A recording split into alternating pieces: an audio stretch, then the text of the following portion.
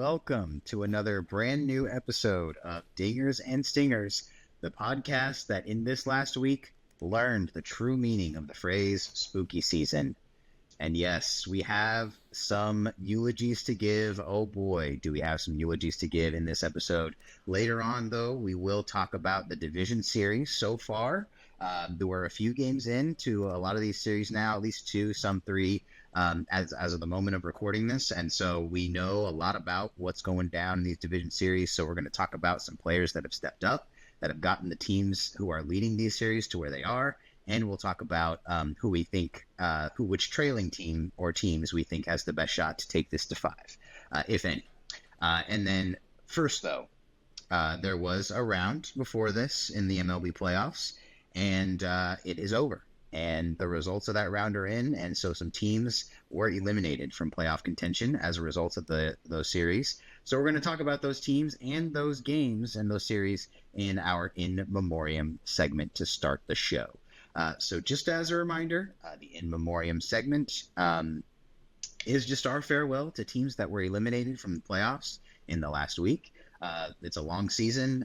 These teams have had a lot of things happen to them over the course of the long season. And so we only feel it's fair to pay some tribute as they're on their way out. And we do not speak of them for the rest of the playoffs, really. And like I said, we've got some eulogies to give later on. But let's start with the teams we are not affiliated with. And let's start in Cleveland with the Guardians, who fell to the Detroit Tigers after dethroning them for the division title. They fell to the Detroit Tigers in Game 3 of that series. So Drew has notes on Cleveland and memorializing them. Yeah, as you said, they got knocked out in the wild card round against the Tigers. And I think this was simply a case of momentum is not everything, because Cleveland had all the momentum in the world, overtaking such a massive lead. We talked about that in past episodes where the Tigers had this division all but cinched up in the middle of summer, and then the Guardians chipped away, and caught them at the end. But I think the reality was the Tigers were a better team. They just weren't playing as well in the last month or so. And in a short series like this, the better team sometimes can just win. And the Guardians, I just don't think they were that good of a team. I mean, they had the magic with them for the last month, and that's all fine and good, but it's not a strong lineup. They do have some nice starting pitching, but you remember this was a team that lost some key members to some scandalous activity involving sports gambling and possibly throwing games and such. And they traded Shane Bieber at the trade deadline. They got rid of Carlos Santana. It just didn't seem like a playoff team for much of the year. And obviously good on them for making it, but it just wasn't a recipe for success, and they fell pretty quickly. But what can they look forward to after that season? Well, they're still just one of those teams that you kind of inherently trust to be solid in terms of it doesn't really matter what the roster looks like. They can kind of get the most out of their guys. They do have some of the top prospects in baseball. They have Travis Bazzana, who was the number one pick overall in 2024, I believe. And then Chase DeLauder, who kind of famously made his debut in the wild card series. It's pretty rare for someone to debut in the playoffs, but and they're just one of the very best teams at developing pitching. And so whatever names are going to be out there, they'll give you some quality innings. And then, of course, Jose Ramirez is still one of the very best all-around players in baseball, and he's going to stick around for a while. So don't expect too much splashy activity from them. You never can expect that, but they always stay busy in the offseason, so they should be a team to watch. Yeah, so, before we say a full goodbye to the Cleveland Guardians, let's talk about that series a little bit. You had an incredible performance from a lot of the Tigers pitching. We will maybe talk a little bit about that later, so I want to save that. But for the Guardians, if you take out the eighth inning of Game 2, they scored 5 runs over 3 games. It's not going to get it done. They had one inning where they popped off in Game 2, but other than that, they just they weren't able to put it together. And so, what did we see in that series that made the Tigers pitching so dominant over the Guardians offense? I mean, first and foremost, game one was Tarek Skubal, who, for my money, is the best pitcher in baseball. She pretty much always looks great out there. And so that's just a tough fight. We've seen some of the aces, we'll talk about other ones. They're showing up this October so far. There's been some great pitching performances all around, but Tarek Skubal certainly was one of them. What was it, 14 strikeouts in 7 1/3 innings or something like that in game one there. And then after that, you just got to win one more, and they were able to kind of piece it together with their bullpen and everything. But like I said, the Guardians just did not have a very strong offense overall. Outside of Jose Ramirez, there's not really a huge power threat. There's not really, I mean, Stephen Kwan's a good on-base guy, but it's just not a lineup you fear. And so that was always going to be the path for the Tigers, and that ends up being what went down. Yep. Sometimes it can be in a 3-game series. It can be just as simple as we have an ace that you don't have that can shut you down for one game. It's automatic. And then from there, we can put it together. And so goodbye to the 2025 Guardians. You were very entertaining. You provided a great, legendary, run to the division title. But as of right now, it's going to be very hard for people in the years to come to remember that because of the way you were bounced. So, best to you, but we'll see you next year. Now on to the other team that was eliminated that we are not affiliated with here, which is the Cincinnati Reds, who lost in 2 games to the Dodgers. So Matt has notes on the Reds. Yeah, so I mean, if we're doing the same format that we did for eliminations this whole season, what is the cause of death, if you will, for this team? What made them lose?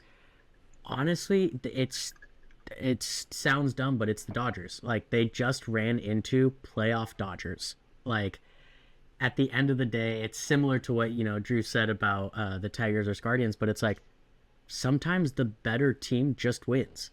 And that's what it looked like that whole series, despite, honestly, some solid comeback attempts. I think there's 2 separate, 7th inning or later, bases loaded situations for the Reds. It just, they couldn't muster it up. And at the end of the day, the playoff October merchants that are on the Dodgers came to life. Teoscar Hernandez came to life. Tommy Edman had a home run right in that first game. He was a huge contributor for them last season. Looking at Kike Hernandez, I saw some incredible defensive plays out of him, and he's famously kind of a playoff merchant. It's just one of those things, at the end of the day, I held out hope for the Reds, but watching those games, it was so clear and obvious who the better team was. And it was one of those things they have Roki Sasaki coming in right now and basically acting as a closer of sorts. And Roki Sasaki obviously had his struggles, but he's coming in and putting up 100 miles per hour, paint in the corners.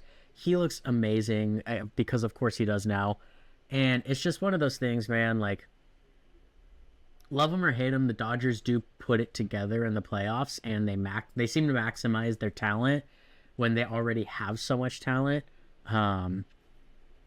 So, a valiant effort by the Reds, I will say. But at the end of the day, not anything too close, really. The Dodgers pretty much opened and shut that door pretty quick. But as far as things to look forward to, I mean, they made playoffs in a year that they were kind of written off as well. Felt like the Reds were not a team on either of our radars. They weren't really getting a lot of media hype as far as being an actual contender. And, they didn't tear into playoffs, but they made it. And that's, there's something to be said about that. And they still have good young players. And, that the top of their rotation really played well at the beginning of the season. If we can kind of see that over longer stretches. I mean, Hunter Green, Andrew Abbott, Nick Lodolo, these are good pitchers. You mix that with having guys, like Ellie De La Cruz. There's things to be excited for in Cincinnati. Obviously, you get Terry Francona and, just building like the winning culture there. I definitely think that Cincinnati has reason to be excited.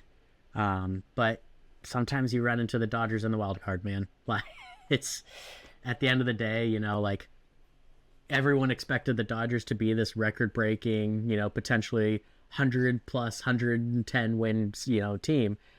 And Cincinnati got unlucky enough to have to go play them in the wild card round, like just because of the way the chips fell. So, yeah, can't say too much else about it, but hopefully they had fun. Yeah, you hope at least they had some fun playing in a postseason that, maybe they didn't really have a ton of business being in. But as of right now, we can just say goodbye to the 2025 Reds because we have some teams to get to. So, here we go. Man, to tee some of this up, our next team was eliminated in 3 games as well. They were eliminated by the New York Yankees, and they are the Boston Red Sox. And our resident member of Red Sox Nation, Drew, has notes on the Red Sox. So take it away, buddy.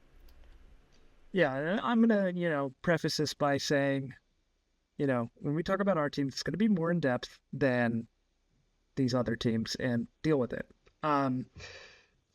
Yeah, so cause of death for the Red Sox. I mean, I have 2 answers for that, kind of like the more immediate answer and why did they lose this series.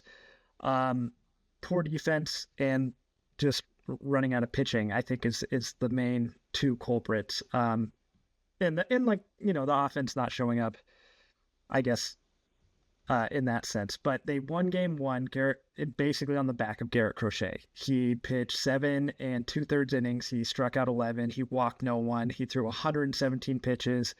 It was kind of a vintage starting pitching performance. We don't see... I mean, we've actually, like, funnily enough, have seen it more this postseason so far. But, like, in general, we have not been seeing these, like, Abe over 100 pitches, just sticking with your guy type of starts. So that was really cool to see. We got a big kind of come from behind win in that game 1 after Max Fried was also dealing. And then game 2, Brian Bayo was starting pitcher. He just gave us nothing, really. He only pitched into like the 2nd inning. And Alex Cora made the decision to all hands on deck. We just got to win this one. And it kind of ended up biting him because, I mean, and Bayo didn't have it, so that's one thing. But in the end, it was Garrett Whitlock who gave up the game. He has been so good for us all year, but he hadn't been going more than 1 inning. And he asked for 2 innings from him, and he got through 1 2/3 unscathed, and then it all came unraveled. And it would have been great if there was one more bullpen piece we could trust in that spot. I would have argued just try someone anyways, maybe, but there was also a huge dropped catch by Jarren Duran in that game that scored a run for the Yankees, and it wasn't technically an error, but anyone who was watching it knows he should have caught that ball. So that was where the defense came in. And then game 3, it was just kind of a, impossible task. Connolly early in his 5th, 6th career major league start, because Lucas Giolito surprisingly announced that he had an elbow injury that we didn't know about until the end of the season. So he couldn't pitch game 3, so it ended up being Connolly early. He pitched pretty well. The defense just unraveled. Gave up 4 runs in 1 inning on little dinks and dunks and balls that should have been, maybe plays made on. And Cam Schlittler just shut us down entirely. 8 innings shutout from him. So you tip your cap. You also recognize this was not our best possible lineup, which brings me to my overarching why are the Red Sox dead? They just had too many injuries this year, I think. I mean, obviously the guys on the field need to play better in general, but trading Devers in the middle of the year, which I'm not going to rehash that entire trade, but he was your best hitter. You traded him away. At one point this year, Alex Bregman was doing really well. He was our best hitter, and then he got hurt. He was out about 2 months. And then Roman Anthony came up. He was a big, exciting point of this year. He ended up being our best hitter in the second half. And then with about a month to go in the season, he got hurt. We didn't see him again. So 3 different times this year, we lost our best hitter. And so that's hard. And the list of starting pitchers that were hurt: Cutter Crawford, Patrick Sandoval, Tanner Houck, Richard Fitz, Hunter Dobbins, Cooper Criswell, and then at the very end, Lucas Giolito. Not to mention Walker Buehler and Dustin May giving you nothing. Those being the new names in the crowd. If you told me all of that, plus Marcelo Meyer would miss time, plus Tristan Casas would miss most of the year, plus Willie Abreu would have 3 separate stints on the injured list, I would have been like, oh, shoot, so another, terrible year. But we ended up making the playoffs, and so I want to give him credit for that, but it just was not the year we wanted.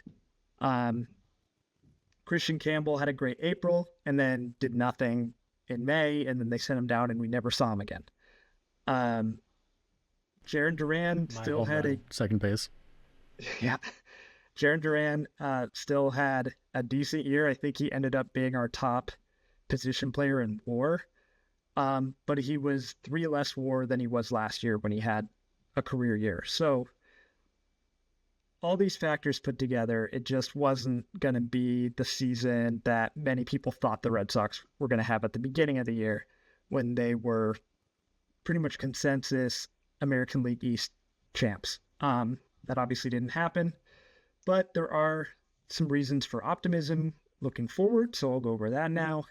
I mean, Garrett Crochet just erased any doubt that there was that he could be an ace. It's, he's had such a good year, you almost forget that he never even had a full season as a starting pitcher, because he just kind of immediately slotted in and just started dominating. He led the American League in innings pitched. He led the American League in strikeouts. He's probably going to finish second in the Cy Young. And he's signed here long term. He's still 26 years old. It's absolutely exactly who you want at the top of your rotation. Roman Anthony, in only 72 games or whatever, was everything we could ask for. Absolutely awesome. And and there's still guys in the system, a lot of the pitchers that look good. Some of them have come up this year. So there's reasons to see the pieces fitting together for a big offseason again. Bregman is probably going to opt out, so re-signing him would be a priority. Trevor Story might opt out, something I never even fathomed he would do a year ago, but he had a pretty decent year, so he could opt out. It could be a lot different looking team. There's some notable free agents out there, both pitching and hitting. So I don't know. The world's our oyster. Last year, they did do some of the big things that I wanted them to do, which was the first time in a while. I hope this year made them realize it's fun to be in the playoffs, and and let's do even better and keep adding to this team. But we'll see. There's a lot that can happen, and I'm looking forward to it. All right. So yes, we must unfortunately say goodbye to the 2025 Red Sox. A valiant effort as they put in. I mean, I'm sure you were aware of this, but I, as someone who does not really keep up with the Yankees very much, I was not aware of this Schlittler individual until I saw him pitch in that game, and it was the surprise of my life. Watching him go in that game, it was just there was nothing they could do. It just, every at bat looked like it was just nothing was going to happen for them. And so I just wanted to shout him out, as he may not, he may not get another shot this postseason. We'll talk about that a little later. But he was pitched really well. And definitely was, a big part of the nail in the coffin there that was that game 3. But Yeah, the Red Sox have a lot to look forward to as well. So like you said, I think they can, take the time to mourn and then look forward for sure. Um, but okay, so next team that we're going to talk about, last team we will memorialize today, is the San Diego Padres, who fell to the Chicago Cubs, yeah, also in 3 games, right? Yep.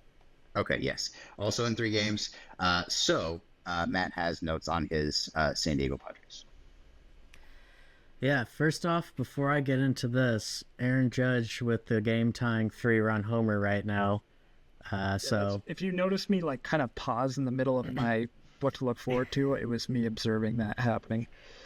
yeah, that was a bit of a bummer, huh? Yeah, Padres. Padres baseball. Padres, the baseball team. We lost to the Cubs. And similarly to kind of what Drew was talking about with the Guardians, you can't score 5 runs in a series and expect to win it. I think that just goes without saying, and we're kind of seeing that from teams like the Phillies right now too. We'll see how their series turns out, but I said, the key to us winning was our stars, like our core group, those 4 guys that we have locked up, that being Bogarts, Machado, Tatis, and Merrill, have to be our stars. Like in playoffs, it sometimes feels like the team whose stars play the best is the team that wins. Like, doesn't matter all the things on the perimeter, on the edge of the team. Like, at the end of the day, our top of the lineup went like 3 for like 34 or something. Like, just an abysmal performance from our stars. Tatis could not get anything going. His body language looked disappointing. This year, I actually love Luis Arraez. He's not a 2-hole hitter. I don't know what the thought process with keeping him in the 2-hole was. By every metric, he was essentially the worst 2-hole hitter in baseball this year. Machado had a solid home run in game 2, and that was about the extent of what we could say for him in the series. Xander actually played well. I will give Xander that. He kind of gave glimpses of vintage Xander from the Red Sox days, but it just wasn't enough. At the end of the day, 5 runs. I mean, I was just laughing about this with my wife earlier, but like, the Brewers scored more runs against the Cubs in the first inning of their first game against them than we did in our entire 3-game series. And to me, that shows everything. And granted, that was a crazy inning, but it's just like, to me, that shows everything. Like, the fact that I think we hit like 2 for 20 with runners in scoring position. It was just an offensive nightmare. And our pitching did not do us any favors either. I mean, Pivetta had a solid game, but outside of that, our pitching was pretty questionable. Dylan Cease actually did okay too. He didn't go super deep into the game, but I believe he kept them scoreless through like 4 innings, and then they pulled him, which, from what he did this season, I can respect that decision. But really, I mean, our starting pitching just could not get deep enough into games, despite us having a super pen. At the end of the day, you need any sort of length. You have to get something from your starting pitching. Like, our bullpen could go 4 or 5, sometimes even 6 innings. But if you're already giving up like a 3 or 4 run lead in the first 2 innings, your offense has to respond. Like, I don't know. It was just kind of this perfect storm of our starters couldn't get depth. Our offense couldn't get enough runs to be meaningful. And so when you're scoring like 1 run a game like 1.5 runs a game, you kind of need your pitchers to be perfect, which is a little unfair. As good as they can be, as good as the bullpen is, that's not enough room for error. So, it is what it is. Our stars didn't show up. Tatis, who for his career had like a 1,300 OPS in playoffs, again, just did not show up this time. And, I will say the one thing I do believe is Schilt is a good manager. I mean, back-to-back 91 seasons. He's brought us to playoffs. He's done good things for us. He makes some questionable personnel decisions. There's a lot. I think he's right now, for his tenure with the Padres, he's leaving a lot to be desired, because it does feel like we just have this great team. Our players should be better. It just seems like our stars underperform under him. I look back a few years ago to Tatis, back when he was hitting 30 home runs and he was stealing everywhere and all this. And, his defense in right field's been awesome, but just offense, in my opinion, in baseball, offense wins game. Like, it wins playoffs. At the end of the day, it's not like a lot of other sports where you're like, oh, defense wins championships. Look at the Cubs, man. Cubs are, like, by far, in my opinion, the best defensive team. They're getting absolutely shelled by the Brewers. At the end of the day, if you hit the ball hard enough, you can't play defense on it. Like, it's just one of those things. Like, this is one of the few sports that has a play you can do zero to defend it. You cannot defend a home run. And so I just, our slug this year was absolutely atrocious. I saw a tweet talking about it, like the guys that we had playing this year between, we gave meaningful starts to Jason Hayward, to Martin Maldonado, to all these like random dudes who we just kind of had filling in depth. And they counted, it was like 1,600 at-bats or something between these like journeyman kind of back-end depth guys. And we got a total of like 12 home runs out of those 1,600 at-bats. And it's like, that to me is just a gaping hole in the lineup. And that kind of came back to bite us. We just didn't have anyone with true slug, and it's why I think Padres fans are so like, they're clamoring for any chance to bring in someone like a Pete Alonso, like a Kyle Schwarber. Not that either of those are going to make it to us, but it's just like someone, they don't even have to hit for high percentage, like a high batting average. It's just someone who every time they're up could realistically go yard. Because at the end of the day, we left so many men on base this year. I can't even imagine what our numbers would be like if we had someone at the 2, 3, 4 hole who could just hit home runs. It really felt like the missing piece to an offense that, by all the metrics outside of slugging, wasn't that bad this year. Like, all things considered, we got on base a lot. We stole a lot of bases. We were good at executing the small ball and getting people over with our bunting, with all this stuff. But we could not bring people in when it mattered. It bit us in playoffs here. And, I'll say the better team won at this point. Like, the Cubs beat us, and they just looked like the better team. So we'll see. I don't have a lot of hope in this new ownership in San Diego. All that offseason drama really put a bad taste in my mouth with the people who ended up settling with the team, being Peter Seidler's brothers. There's rumors that they want to cut the payroll even more going into this season. So that'd be 2 years of pretty much just losing guys and doing nothing to return that. So we'll see. At the end of the day, we still have 4 relatively good and fun players to root for, and that's more than some teams can say. But, we've got Tatis, we've got Machado, we've got Merrill, we've got Xander. We've got control on guys like Mason Miller for the next 4 years. So there's still reasons to be excited as a Padres fan. I just don't know how aggressive this team's going to look, all things considered, but a boy can dream.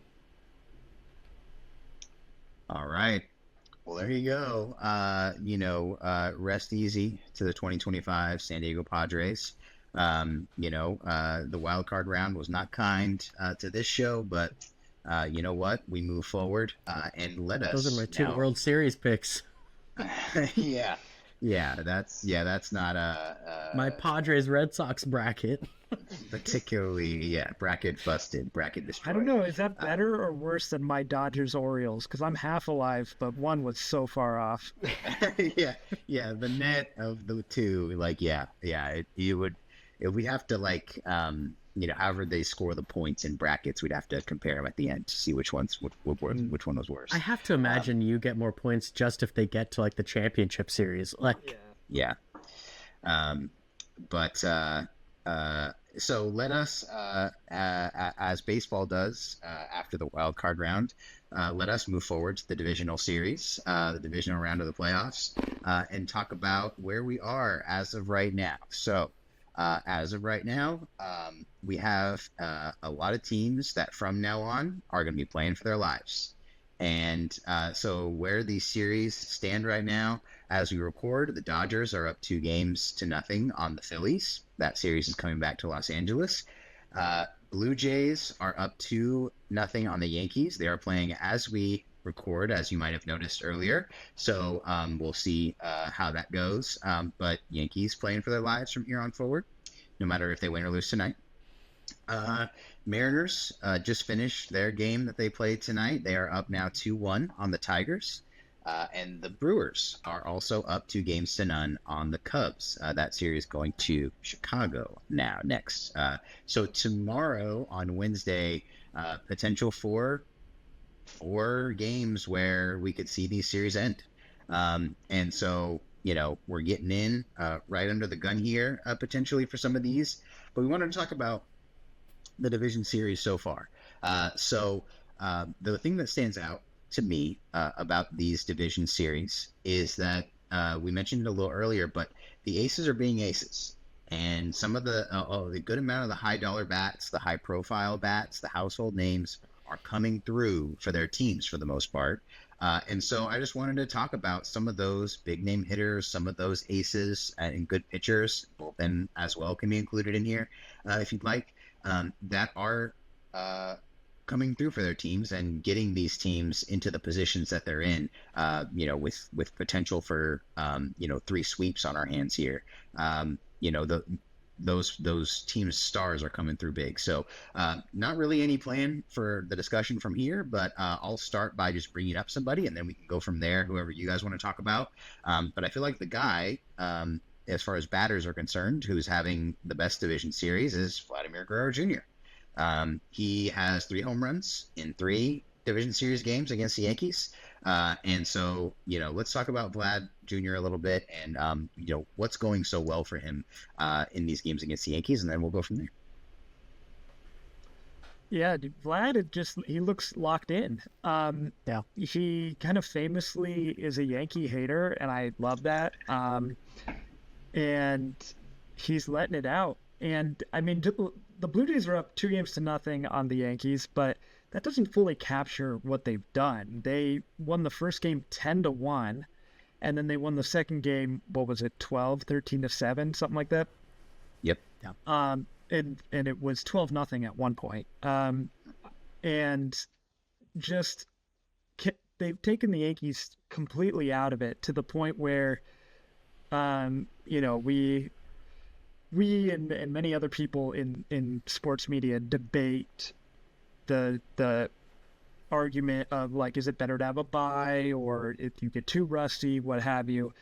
The Yankees had to play that wild card series, and I think it took a lot out of them. That I honestly think, the Red Sox and Yankees matched up pretty well in terms of neither one is really like truly a World Series team. So it was, who could outlast the other. And Aaron Boone had to manage the last 2 games of that series, knowing it was do or die.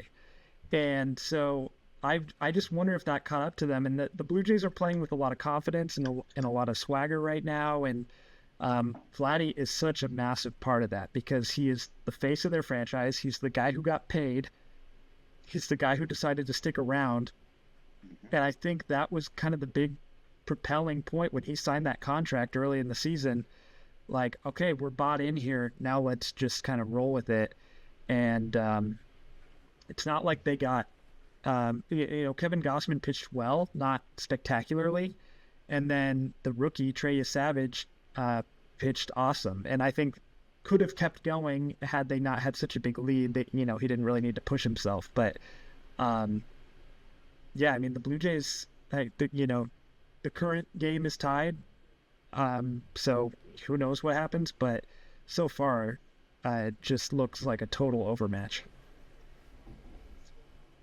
Yeah, man. I think at the end of the day, like what you said, he looks locked in. He looks like he's on a different level. I think sometimes with baseball, it's hard to pinpoint exactly what changes for a player, especially if you're not someone who's like intimately knowledgeable of like, oh, well, he actually is taking a half-inch bigger step towards the plate. Like if you don't know that stuff, sometimes it's just a like emotional vibe. Like you can just see this means more to him, right? Like him hating the Yankees, I'm sure has something to do with it. But at the end of the day, he looks like someone like he looks like he's on a mission to prove like he is that guy and he's going to do it on the biggest stage. Like, you know, and as good as he's been throughout his career, I think a lot of times people still talk about him as like this, there's something, you know, missing, like there's some more to be desired there.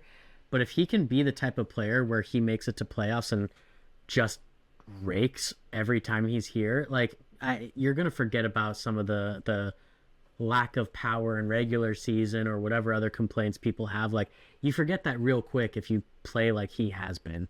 And I don't know, man, he just looks determined, and I don't know if he like had a phone call with his dad or what, but it's one of those things like sometimes you can see it, like something happens off the field that just locks them in. Yeah, it's been fun to watch for sure. He looks awesome. Yeah, and you know, you hate to say it in a segment where we said we moved on, but this is kind of like Drew knew, and like I think a lot of people who watched the Yankees all year knew that this is kind of what a good team can make the Yankees look like. You know, like the Yankees always had potential to look like this in the playoffs against really anybody.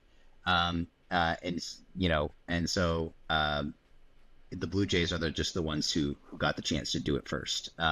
And so they've capitalized on that for sure. So let's go to. I want to talk next about the Mariners and some players on their team that have been propelling them. I mean, it's the people you want. It's Julio. It's the trade deadline acquisitions.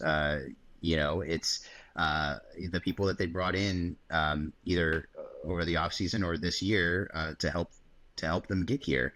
And so just talk about some of those guys and what they've been doing that's been working so well against this Tigers pitching stat. I mean, they stole the Scooble game, for goodness sake. Like, how did they do that? Well, they stole the Scooble game because of Jorge Polanco hitting 2 solo home runs off of Tarek Skubal. And then, you know, it was Cal and Julio in the 8th inning who hit back-to-back doubles to give them their 3rd run. But, yeah, you're absolutely right. The big names have been showing up for the Mariners. Tonight they got 8 runs. Cal Raleigh hit a home run. Julio was the hero in the first couple games. I know they lost the first game, but he drove in runs for them in both those. They, you know, the first game was tough. They lost in 11 innings, but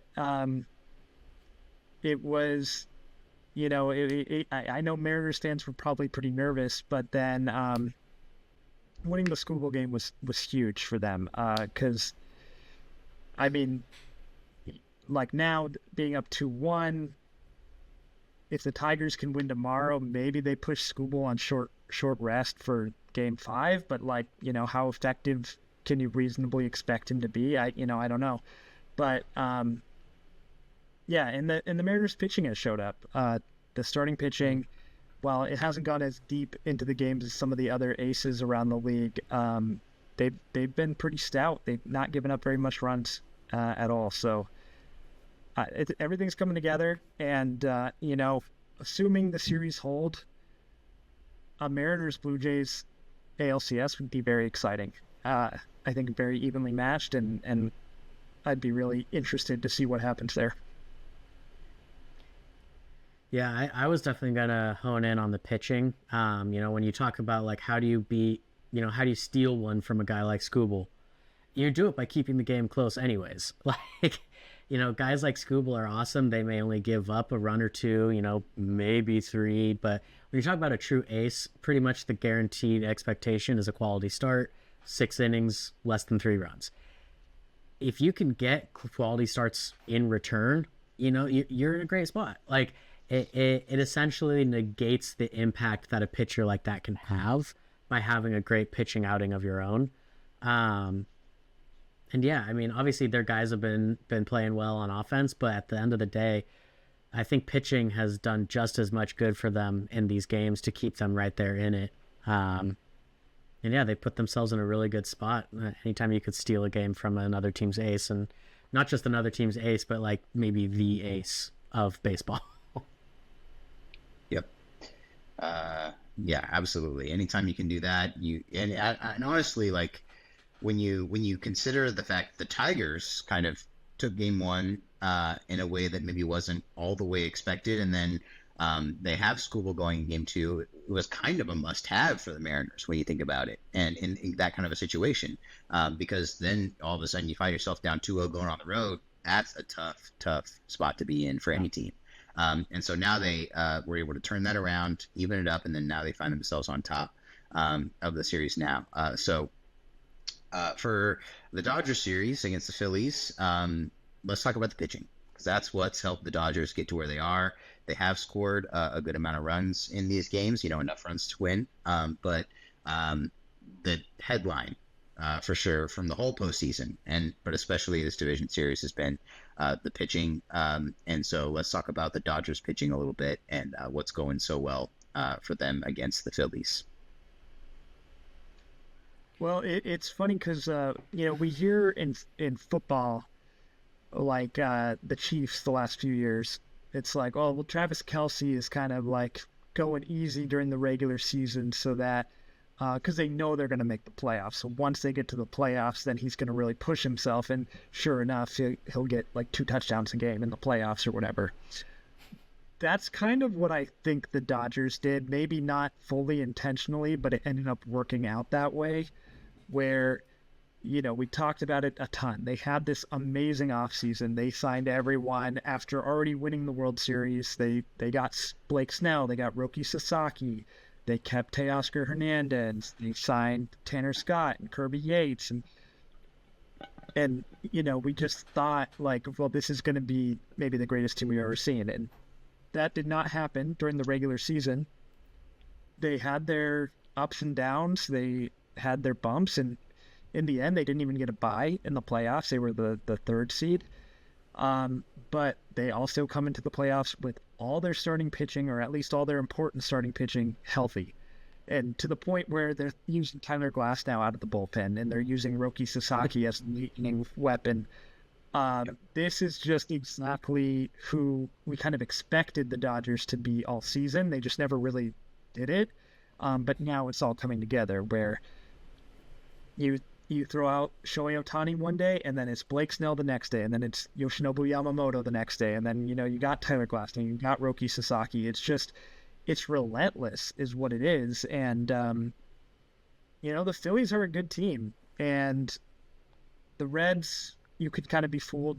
Like they made the playoffs, but are they really that good of a team? The Phillies are a good team by all accounts, and they're just not getting enough hitting. And honestly, it's tough to envision anyone being able to beat the Dodgers over the course of a full series with all this pitching that they have, regardless of the offense, which they've been getting enough.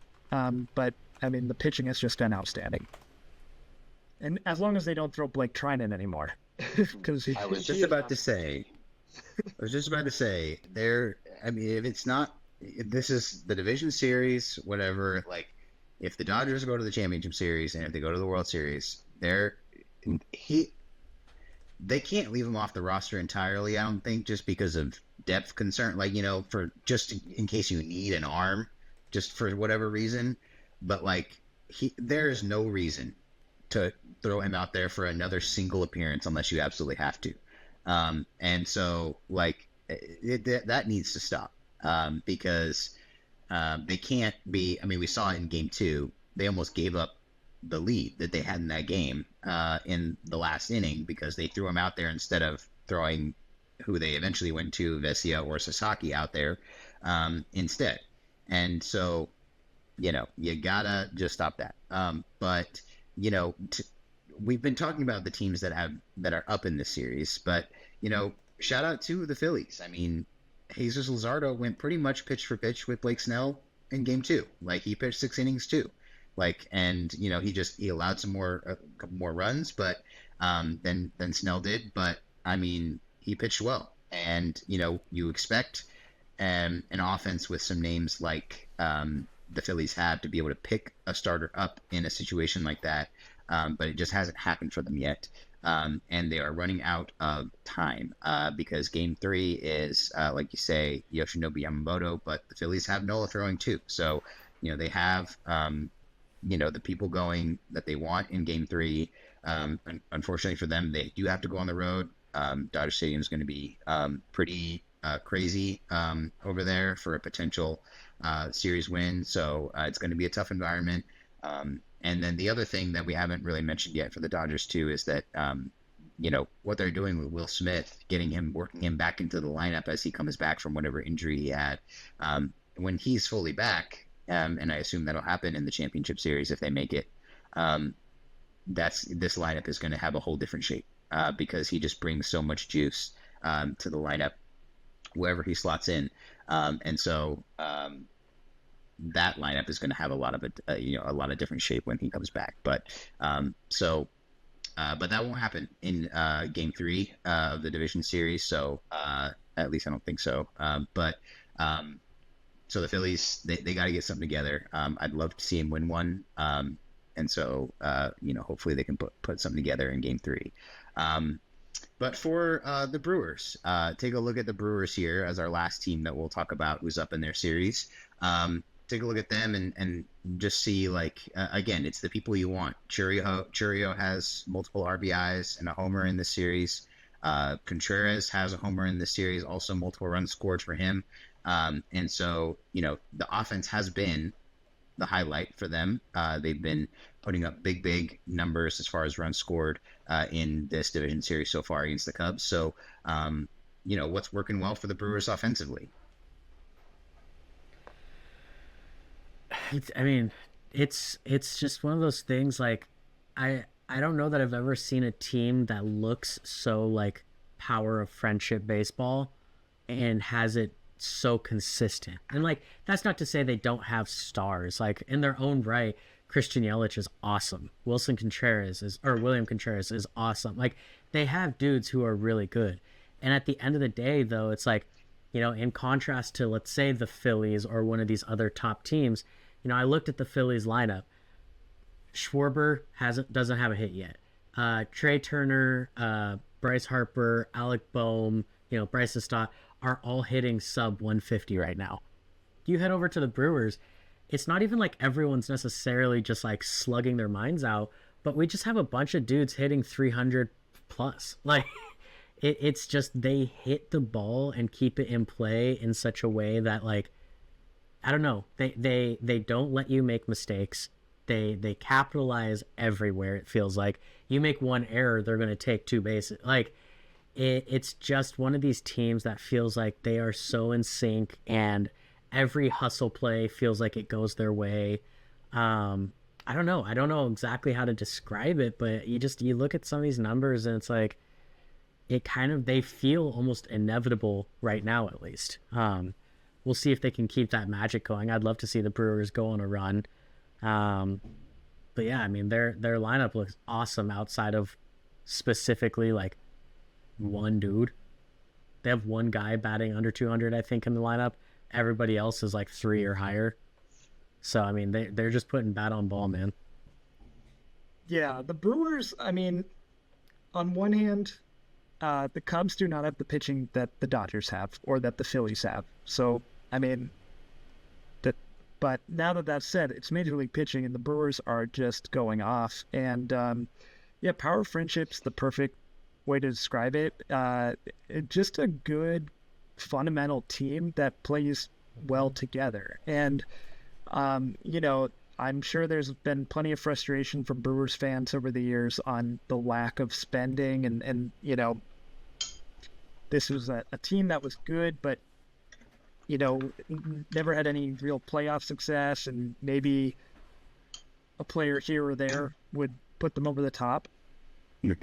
It seems like maybe this is the year where it's all coming together, and Jackson Chourio is a homegrown stud. He could be that star. I know Christian Yelich has an MVP, at his mantle. So there are really good players here, and I honestly am getting the vibe of a team that is frustrated with how their seasons have ended in these past years, and they're like, okay, you know what? Let's actually keep it going this year, and let's go into the playoffs and keep playing strong.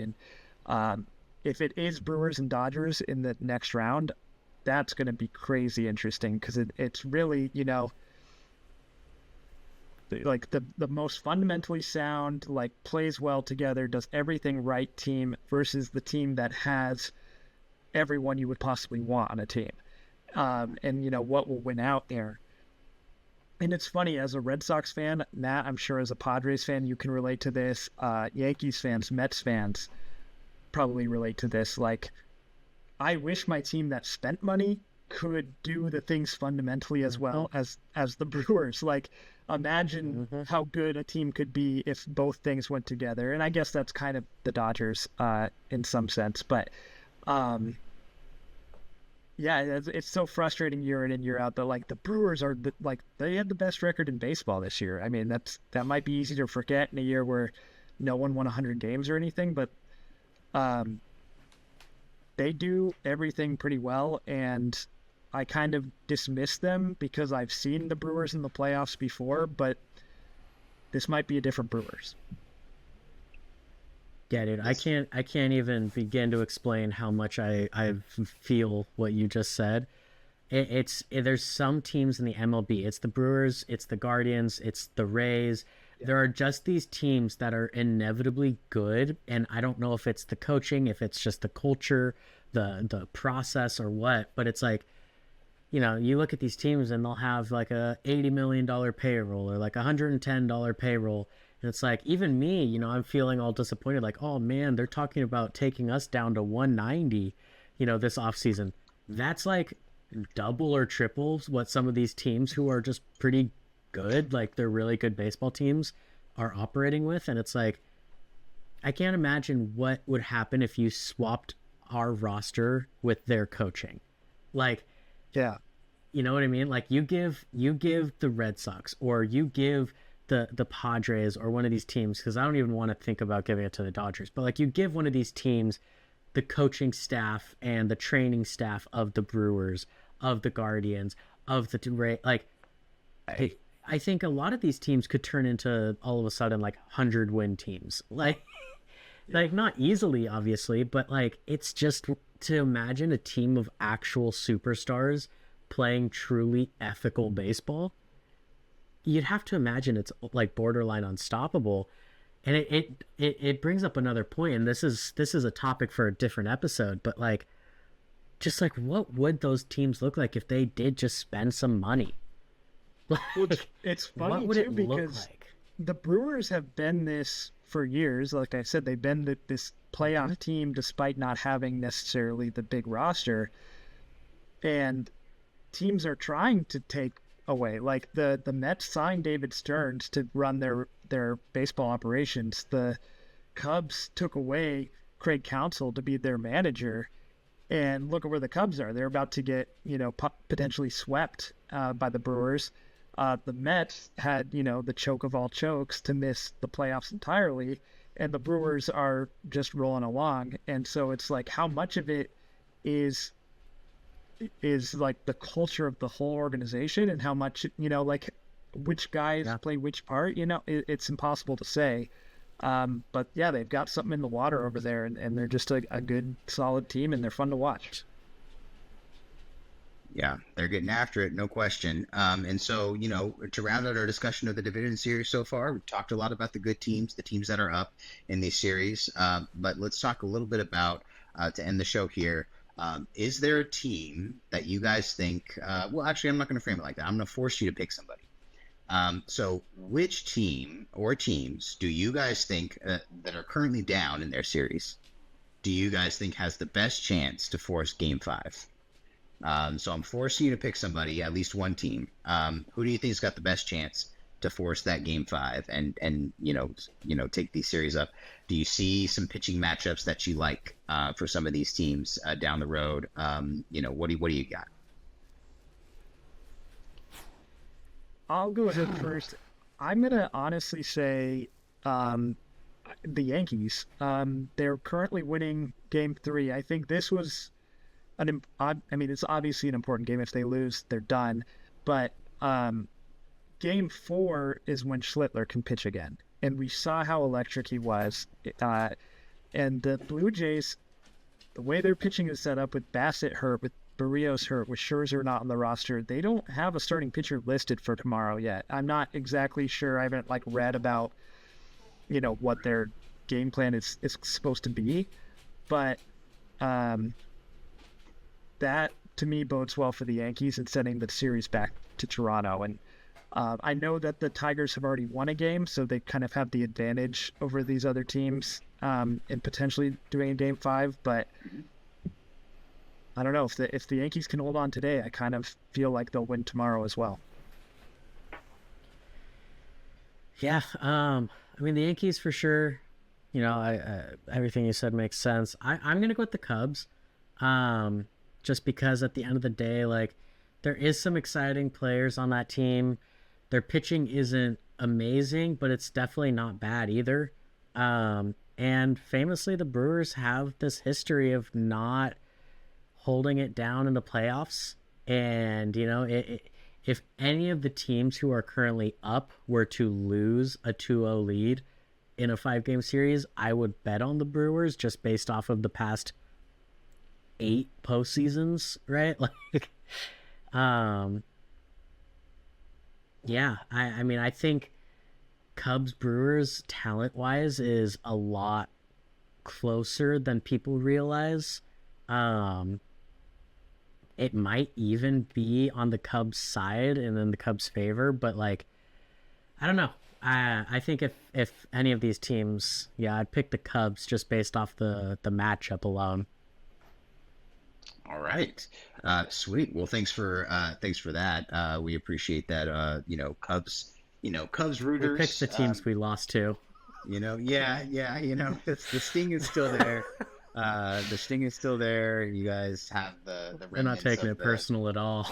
The remnants of the pain that you saw. But it's fun. It's funny. Yeah, you see the Brewers Cubs series going back to Wrigley, and you say, oh well, the Cubs there.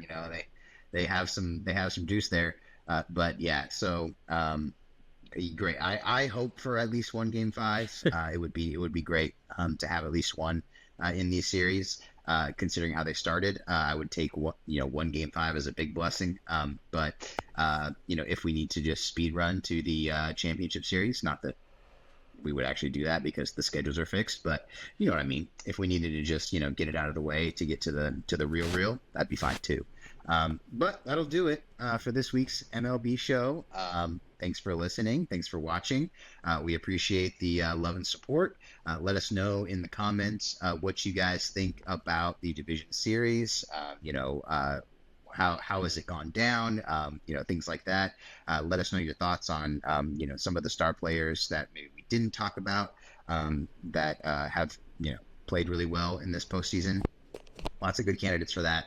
Also, just subscribe to us here on YouTube. Share us around. We'd love to, grow the community here. A little tease for next week's episode, potentially special guests joining us. So stay tuned to see if we can make that happen. Who might that be? We'll see. But until then, thank you for listening, and we will see you next time. Goodbye.